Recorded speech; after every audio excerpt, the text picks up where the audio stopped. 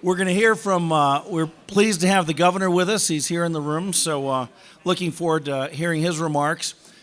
We did want to spend just a few minutes prior to Governor Bullock's presentation. We wanted to recognize perhaps the most robust, in my 20-year experience with the Montana Chamber, there's not another business organization that's been more supportive of the business community than Northwestern Energy. They have always been represented on the board of the Montana Chamber. They have always been active.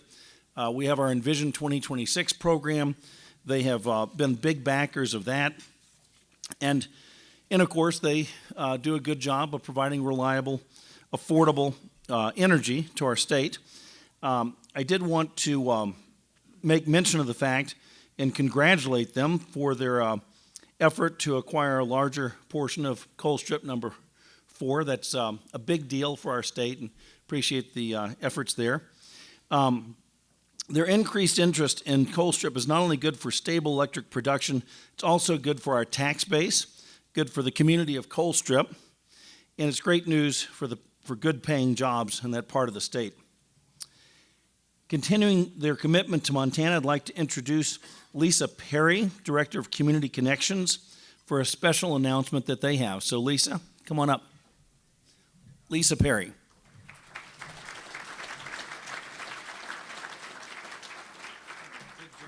All right, thank you. You coming up? All right, thank you.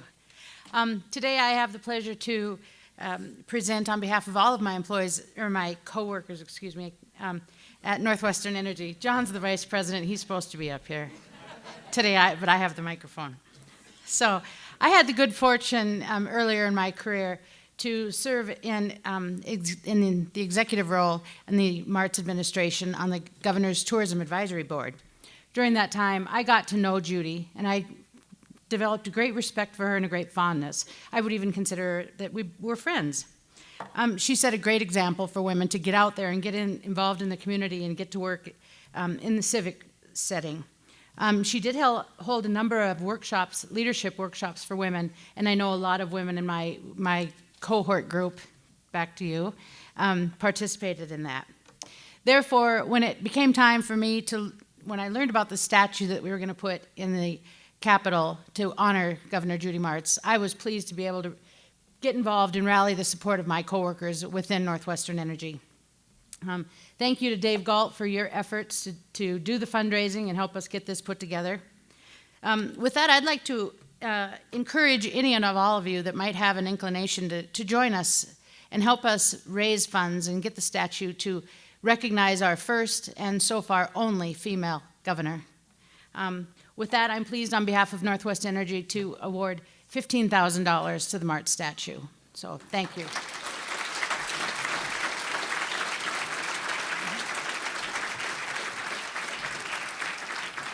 You might need the, thank you. You want the? Just in a second. Yeah. I'm Joe. I'm her brother, and I think of this as like otherworldly. We came from just a whole slug of kids, and she was just tougher than the rest of us, and wanted to make a difference in her world. And I thank you that you're willing.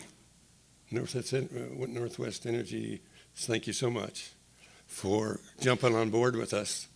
I just think that when you make a big print, you make big footprints, that you have to be able to see them, to follow them.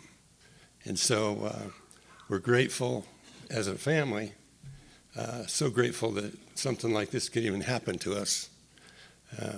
Just farm kids from Melville, Montana. And so to Northwest Energy particularly today, just an amazingly gracious thank you. Thank you for coming and getting on board with us. So bless you all. Thank you all for what you do wherever you are. And it's just a pleasure to come and get your money.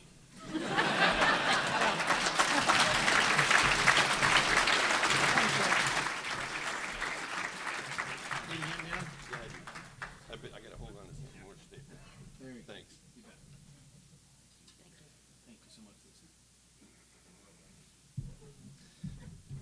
Thank you, Lisa and Northwestern Energy. Well, as we conclude the 20th annual Business Days of the Capitol, I think it's good to remark what a terrific state we have. We've heard speakers from all sides of the political spectrum treat each other with dignity and respect and differing opinions, but at the same time, it is really what makes our state unique. Another thing that makes us unique is that many of us in this room know our governor personally, maybe not close friends, but are friends or feel that at least they know who he is and can get hold of him. That is not true in most states. In most states, your U.S. senator, your congressional representatives, and certainly the governor are kind of held aloof, and it's very hard to have a governor come to an event like this and meet with the business community. And we're just so pleased and appreciate Governor Bullock, not just your involvement here today, but over the years, your attendance at so many chamber events. So thank you so much, and look forward to hearing what you have to say. Governor Steve Bullock.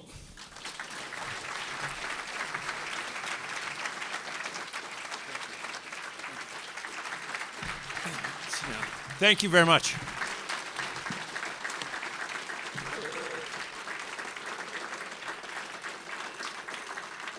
Thanks so much, Richard. And the downside of that is I can look out in the audience and see people that I've known since 7th grade.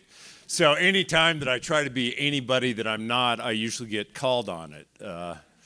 Right, Colette or Sherry O'Donnell or others. But it's great to be with you, and I recognize that business days at the Capitol on the off-year sessions are a little bit quieter and different than when the legislature's in town. But I guess first I want to take us back 2 years ago, because when I last joined business days at the Capitol, we were 2 days into what would be my last legislative session while serving as governor. And there was a great deal of work to get done over that 90-day session. But I'd come to both the business days at the Capitol, and I go into that session certainly optimistic about our ability to actually come together and get things done for people in Montana. And I said to you then, about 2 years ago, that the divides that we might have in this room or at our legislature or in our communities are likely pretty darn small in comparison to what we share in common. I found that to be true leading into previous legislative sessions, and it was again true in 2019. While we are experiencing what I think are significant divides in this country, Montanans do continue to be unique. Democrats and Republicans still can demonstrate that we can work together to address challenges facing the state, and we can make good decisions that will benefit Montanans for generations to come. I want to reflect on some of those things that were accomplished last year. Some of those things were, I think, innovative solutions to emerging issues in our state. Others have been primary issues at the session for decades that we finally broke the logjam on. We passed significant legislation to address infrastructure needs across our state. That comprehensive legislation is the single largest state infrastructure investment to date, and the first time in a decade that we had actually passed bonding. Certainly we'll have the opportunity to invest nearly $400 million in sewer projects, solid waste disposal, bridges, some buildings that we needed, while creating good paying jobs in the process. And we'll invest in communities impacted both positively and negatively by fossil fuel development. The Delivering Local Assistance Program focuses over $20 million in grant dollars to local governments and school districts for a range of projects, including water, sewer, bridges, public safety, government administration, and schools. I was also pleased to see bipartisan support of the reauthorization of Medicaid expansion. When I joined you all last legislative session, or 2 years ago as we were just embarking on that session, I had introduced a report demonstrating that Medicaid expansion is certainly good for the economy, and it's good for the state's business community. The report found that 18,000 businesses, or 60%, 57% of every business in the state of Montana, had one or more of its employees getting their health coverage through Medicaid. We got it through. That means that it's not only important, certainly for the thousands, the tens of thousands of Montanans getting health care through Medicaid expansion, but also the thousands of businesses that rely on it to make sure that they have a healthy workforce. It's significant that Medicaid will continue to have that positive impact on the businesses and the workers and our overall economy.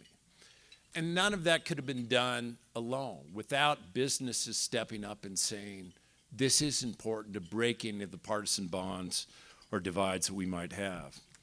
Additionally, we once again froze college tuition, preventing on what's effectively a tax increase on 28,000 Montana students and their families. By providing that high-quality, affordable education, we're encouraging Montanans to stay in state, benefiting not only our education system, but our state workforce needs. And recognize when we think about the investments and the importance of investments in higher education. If you go from the recession until today, 46 states have decreased their investments in higher ed. In real terms, by about on average 15%. Some states is up as much as 40 and 50%. Montana's one of just 4 states that's actually been increasing that investment. I noted this morning that you had student leaders from the K-12 system and from FFA here and young entrepreneurs, that we continue to recognize that the foundation for solid community and the foundation for a long-term solid workforce is investments in our educational system. You can look at the differences over the last 7 years, an additional $175 million each year is now invested from the state side into our K-12 system. The legislature came together and we were able to reauthorize the economic development tools created under Governor Roscoe that have helped over 15,000 small businesses expand their footprint, support more than 12,000 jobs in communities all across our state. In the budget, when I had introduced it, proposed that we leave the session with $300 million in the bank. Pleased that we started this fiscal year with $358 million in our ending fund balance, which allowed us to fill that budget stabilization reserve to the maximum and will allow additional dollars to begin to fill the account dedicated to future infrastructure projects. Significantly, our state agencies also finished the fiscal year under budget, which allows us by statute to transfer $30 million into that fire suppression fund. Transfer nearly doubled the amount of money available over the biennium to fight wildfires. That fund could now cover 2.5 times the cost of a typical fire season or cover another year like 2017, which was the most expensive fire season on our state's record. Because of the strong fiscal state we built in the 2019 session, Montana is in the highest ranking group among states most likely to manage and weather a recession. We're in the strongest category overall for sort of that recession preparedness. I noted also yesterday that as you should as a business community and a leading effort in leading public policy, to start having a discussion about, is today's tax system what we need going forward? I counsel you as you look at that to say that let's not just talk about ways to cut. Let's actually talk about ways to make sure that you have the revenues to sustain what the expectations are of people all across the state. The revenues to maintain that business community that we need. Because what we've seen time and time again, when we can say that we could actually manage that recession. We can talk about the growth of government. Fewer employees working today in state government than when I took office. We can also talk about the needs in our communities, and that's everything from infrastructure to K-12. So as you undertake that, look at it not of how can we pay less taxes, but how can we make sure that we have a tax structure that works in the 21st century, but also provides the services people expect. I think the work that was accomplished in the 2019 legislative session, it's important and plays a significant role in building a strong foundation for our state's future. And certainly want to thank everybody that provided honest feedback and thank those who supported some of those critical pieces of legislation along the way. As I look back, it's funny, even going into the 2019 session, some folks were saying, well, you're done now, aren't you? And a lot of measuring of the drapes already. But as I both look back on my time as governor and recognize that I still have one more year and to finalize plans for the final year of the administration, I am confident that we've laid the groundwork certainly for a strong future. We've worked hard to sustain a healthy economy through workforce development and partnerships between education and industry to address the state's current and future needs. Over the last decade, Montana's added over $6.3 billion in real gross domestic product, $11.6 billion in personal income. Unemployment rates at the lowest in over a decade, currently remaining steady at about 3.4%. 2019, we added 5,900 jobs at a strong growth rate, about 46,000 jobs since the end of the last recession. Had the sixth fastest wage growth in annual wages in the nation over the last decade. Montana was first in the nation for median household income growth from 2016 to 2017, the last recorded year, at about 2.5 times the national growth rate. We continue to be, as a state, leaders in entrepreneurialism, with the highest rate of business ownership among households, continuing to rank among the top in the nation. Startup activity per capita, 4,900 new firms opening in Montana in the last year alone. We have, according to the Tax Foundation, the 5th best tax climate in the nation. We continue to welcome new businesses to the state to help diversify our economy, take advantage of, and foster our exceptional quality of life. Todd, your new general president or CEO or dictator or whatever you call the head of the chamber, in walking in, it talked about sort of, here are some of the additional partnerships that we can do in the next year. And Vision 2026 and the efforts that you're undertaking, so many of them are both, not just from a business recruitment, but how do we address what the challenges are going to be not just this year, but going into the future for our state, is an area where we all both have a stake in. We all recognize that it transcends any partisan bounds, and we all know that desperately we need to be taking those steps to plan forward, because we need to be steadfast in preparing for a workforce shortage brought on by about 100,000 members of the baby boomer population reaching retirement age in the coming years. Statewide, we've boosted efforts to increase access to education training to meet those current and upcoming workforce demands, partnered with industry to understand what they need to recruit a talented and trained workforce, providing resources for workers to have a path to a meaningful and in-demand career. State level, we've strengthened and expanded time-tested programs like apprenticeships, while looking for new ways to grow our workforce through innovative programs. Registered apprenticeship program continues to draw interest as a recruitment and training tool for employers and as a track to a career with opportunities for workers to earn while they learn. And it's great to see some sponsors like Dick Anderson of an apprenticeship, of one of the many that we've recruited over time. We've over doubled the amount of apprentices in the last probably 7 years. It's now currently right now 2,053 apprentices in programs right now. 2018, we welcomed 857 new apprenticeships compared to 424 5 years ago. 2019, 249 businesses across the state were eligible to claim that new apprenticeship tax credit that the legislature passed, Democrats and Republicans, in our 2017 session. Because we know if we're going to actually address the needs of the workforce, that we need to find different models that are going to work, and that can apply to a broad range of occupations.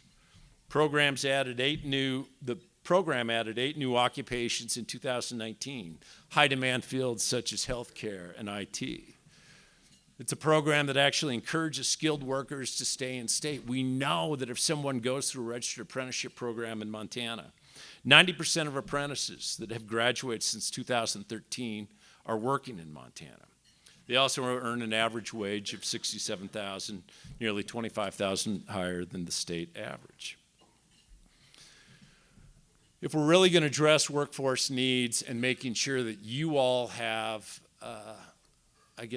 the skills in your workers that you need to be successful, we should also recognize that we have 120,000 Montanans that have some college credit, but no degree. And a college degree is by no means always the path to either being a productive employee or success for the individual employee, but it is something where that learning and that partnership with our 2- and 4-year institutions can make a meaningful difference, not just to the one of the 120,000 that have some credit but not a degree, but also to you as employers. Last year, we started with the University of Montana, created the Become an Alum program. It's an innovative pilot program to encourage former students who hadn't completed a college program to return and attain a credential, a certificate, or degree in an in-demand and good-paying field. Department of Labor's been working, re-enrolling its 99 students this past fall. 99 may not be the 120,000, but it's where we need to go ultimately to make sure that everybody that paid into our educational units or our university system can turn around and say, you can attain that degree. Several local employers have actually expressed interest in using that program, both either to recruit recent grads or upskill their current workforce. Students interested in re-enrolling have access to intensive counseling that will identify and address some of the barriers to getting back into the educational system. We've also seen growth when we look at our university system and the opportunities for young folks to actually have a path along the way. Growth in 1-2 Free, which is an initiative offering all high school students access to 2 free dual enrollment courses through the Montana University system. My idea has always been, and the perspective is that this isn't for the student that always knows that he or she is going to go to college. It's for the one that never even thought about attending a 2- or 4-year institution. If those first courses that they can take are in the relative confines or safety or comfort level of their high schools, it can open up new opportunities for them. So when we launched that program, we actually did it in a welding class where someone can get those college credits. The first year of doing this program, of saying 2 free college courses for any high school student if we can offer dual enrollment there, students and families saved over $7.2 million in tuition costs. Twice the number of students participated in getting college classes in high school in 2018 versus 2014. Additionally, we've made significant progress improving access to high-speed broadband. 100% of our K-12 schools now have access to broadband in accordance with the FCC's minimum goals, up from just 78% in 2015. Now, an FCC minimum goal isn't always enough to really do everything we need to be doing at our schools and our communities, but trying to make sure that educational opportunities, no matter where a student is being educated, is something that we need to continue to push and go forward. Because both of the initiatives, the college credits while in high school and our internet access, what it really is aiming to do is promote equal access to educational opportunities and prepare our students to be successful in their next step. Well, many of these programs and initiatives that we've been working on are certainly effective statewide. We also need to recognize that the promise of economic opportunity isn't always a reality everywhere. To address some of those during the first term, we did this Main Street Montana project, which many of you were engaged and involved in, and was led by Bill Johnston and Larry Simpkins. And there are parts of what came out of that which are very similar to what your Vision 2026 is as we look at workforce. But recognizing that in a state of 147,000 square miles, urban versus rural can often have different challenges.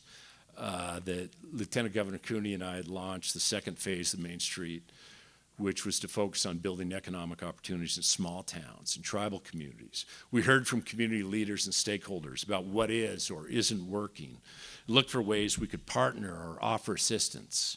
Some of the issues we heard about included outdated infrastructure, lack of education or training opportunities, difficulty finding workers, lack of access to reliable broadband.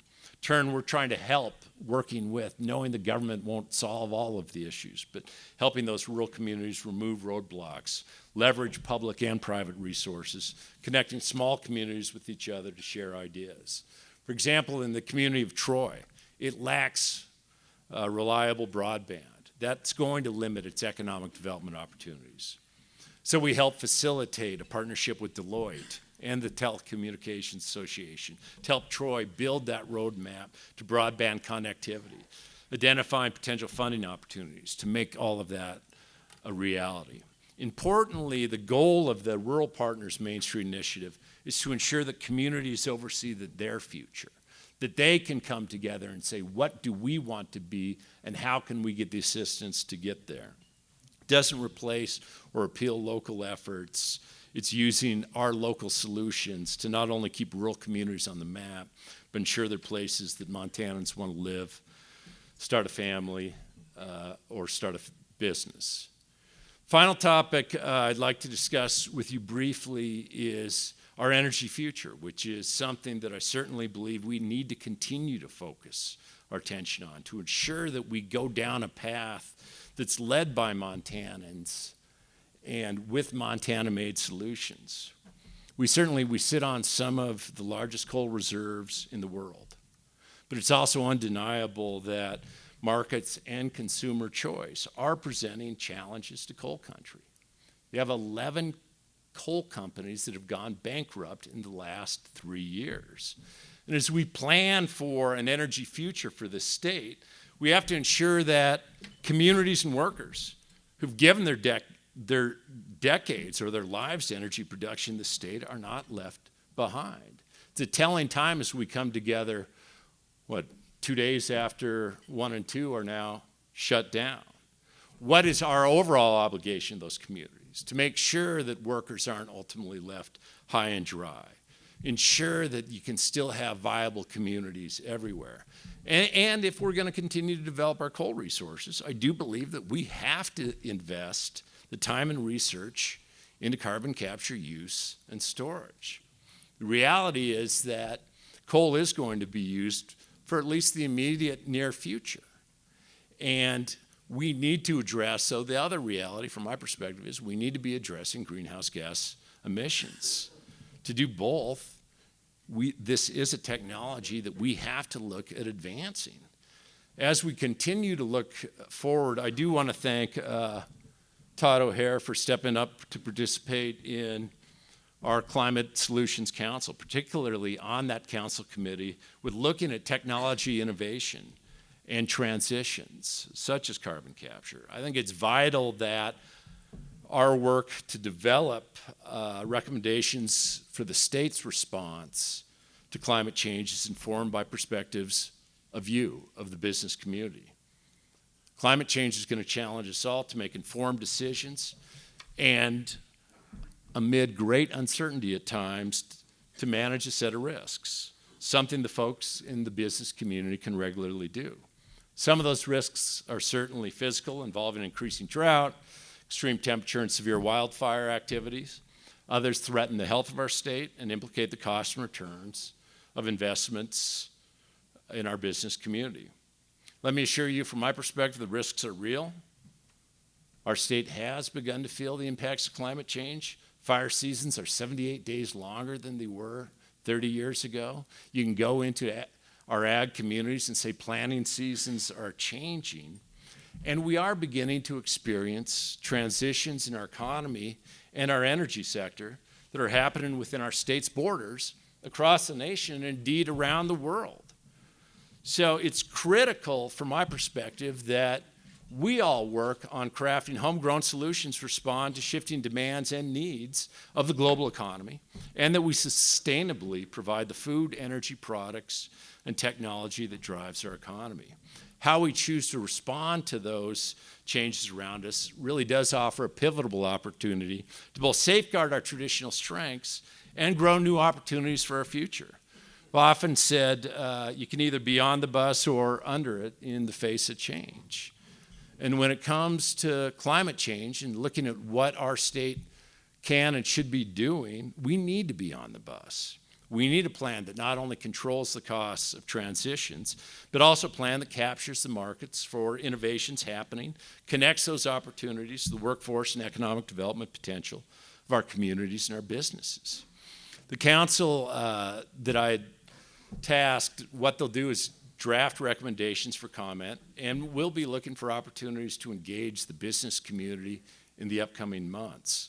So I do appreciate Todd's willingness to be part of this, but I would also encourage any of you all, as you look at this, to stay engaged and reach out, even to my staff, and say, here are your perspectives, and here are the times when we're actually affording public comment and trying to get more engagement from you all. Well, this will be certainly my last business days at the Capitol that I'll be speaking to you as governor. We still also do have, or I still have a lot of work to do over the next year. I want to make sure to be leaving in the hands of that next governor a Montana that continues to get things done to benefit those that we serve all across the state, and ensures that what we all hope, I think, is that whatever we can give to our kids or grandkids was even better than what we were received. And as I continue over the next year to prioritize strengthening our economy and invest in education, improving access to health care, finding ways that we can still innovate in this state, laying a foundation where Montana is in the driver's seat, I'll continue to be looking for partnerships with our state's businesses. In working together, we can continue to base our decisions not just on today's needs, but with that eye toward improving Montana for that next generation. Hopeful and determined for the future of our state, and largely that's because of so many of you also in this room that sees that where we need to go as a state as well. So thanks again for the good work that you do individually in your communities, collectively, and thanks for all you do each and every day to support not only the business community, but everything happening throughout the state. Thanks so much. Are we done? Do you want questions? Okay. What could ever go wrong? It's totally up to you. Yeah, we have a few minutes for questions, so Bridger, do you have your microphone? Just a couple of questions, and then we'll let the governor get out of the way. Thank you, Governor. Sure.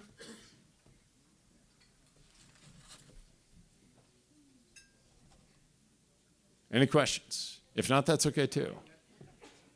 Just didn't want to be that guy that says, oh, last thing I want to do is actually talk to you. Dick. So, Steve, and you may not want to address this, but Yeah, I don't. Next question. having run in the presidential campaign, and from a view as a Montanan, the three leading Democrats, I think are semi-wacko. So I just don't get it. Where is normalcy in the Democratic Party now, in the national scene? Yeah, I think one could say, look, from my perspective, where is normalcy right now at the White House, too? And where I began this conversation wasn't where, and thanks for the question, Dick, not. Where I began this conversation, I've never been naive in Montana. It's not like we all come together and sing We Are the World and hold hands together. But we have been able to demonstrate a way where sheer partisanship doesn't keep us from getting anything done. And we can look at the national level and the federal side, but you can also look at so many states where that has happened.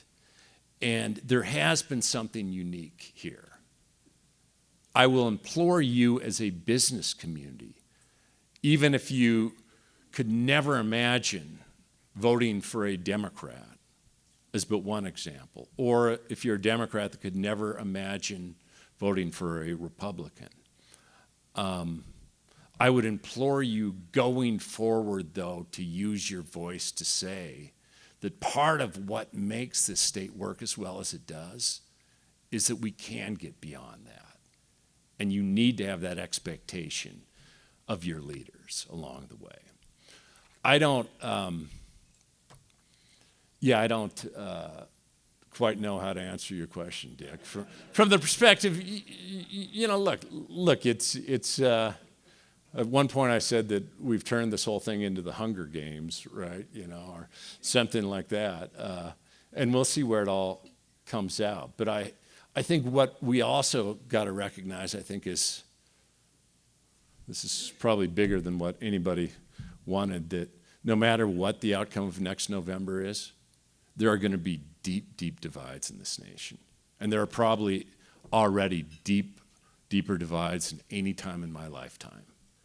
And I think that it's pretty often for people to run for office that say, oh, this is the most important election in our lifetime. But I think that we are getting to the point, and I'm not going to ascribe just blame on the current president or anything, but we are getting to the point where it is a challenging time in this 243-year experiment called representative democracy. And we've got to figure out a way through that. Hopefully no other questions. One last question? Good. Well, thank you again for having me. Thanks for the good work you do.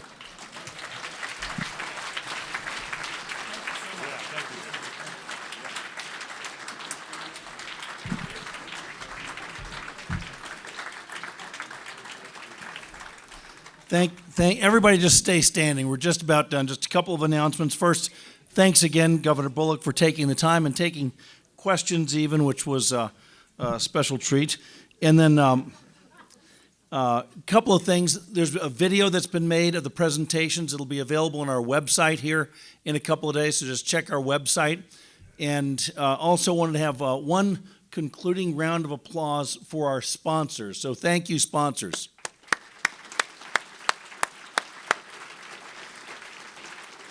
This concludes the business days at the Capitol. We look forward to seeing you hopefully at the Governor's Cup over the summer. Safe travels home.